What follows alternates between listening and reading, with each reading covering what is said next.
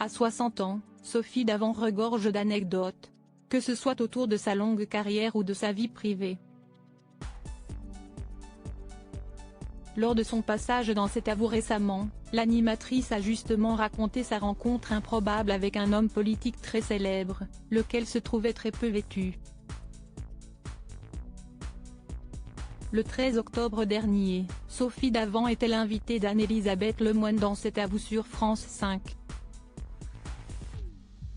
Et pour cause, à 60 ans, l'animatrice avait de quoi parler. Elle a d'abord opéré à la rentrée un grand virage dans sa carrière en quittant Affaires conclues sur France 2 pour présenter à la place une nouvelle quotidienne sur Europe 1, Sophie et les copains de 16h à 18h du lundi au vendredi. En outre, la compagne de William Lémergie vient de sortir son 8e ouvrage, Quel bonheur de vieillir, paru le 5 octobre aux éditions Solar. Sophie Davant est par ailleurs attendue en 2024 sur France 3, aux commandes d'une nouvelle émission, Animaux et compagnie.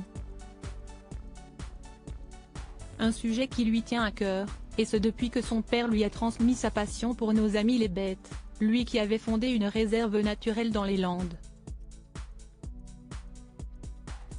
Un lieu très prisé des touristes l'été et l'infatigable blonde est bien placée pour le savoir puisqu'elle y travaillait en tant que guide pendant ses vacances. À l'époque, elle était âgée de 18 ans et, un beau jour, elle y a croisé le chemin d'un ancien président de la République. À savoir Valéry Giscard d'Estaing, qui a gouverné la France de 1974 à 1981.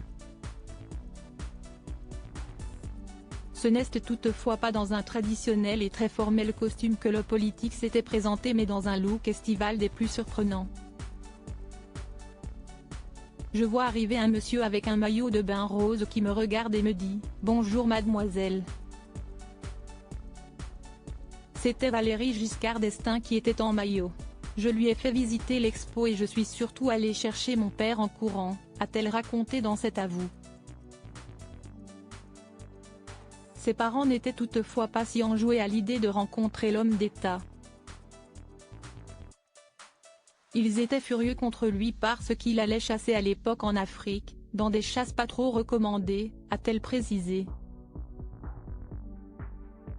Son expérience de guide lui avait également permis de rencontrer Alain Delon et Mireille d'Arc qu'elle avait dû déloger en raison de la présence de leur énorme chien. Ce qui était totalement interdit dans la réserve. De sacrées anecdotes.